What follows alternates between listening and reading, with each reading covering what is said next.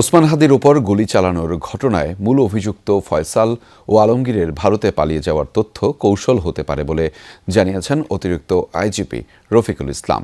সন্ধ্যায় সচিবালয়ে স্বরাষ্ট্র মন্ত্রণালয়ের সংবাদ সম্মেলনে তিনি বলেন, এখনও হাদি হত্যার মূল অভিযুক্তদের অবস্থান নিশ্চিত নয়, তবে শনাক্তে কাজ করছেন গোয়েন্দারা। এ সময় ডিবির অতিরিক্ত কমিশনার শফিকুল ইসলাম জানিয়েছেন, হাদি হত্যার ঘটনায় এখন পর্যন্ত 10 জনকে গ্রেফতার করা হয়েছে। মোটরসাইকেল, আগ্নেয়াস্ত্রসহ অন্যান্য আলামত উদ্ধার করা হয়েছে বলেও জানিয়েছেন ডিবির অতিরিক্ত কমিশনার। এদিকে হাদিকে গুলি করতে ব্যবহৃত মোটরসাইকেলের মালিক সন্দেহে গ্রেফতার আব্দুল হান্নানকে জামিন দেওয়া হয়েছে।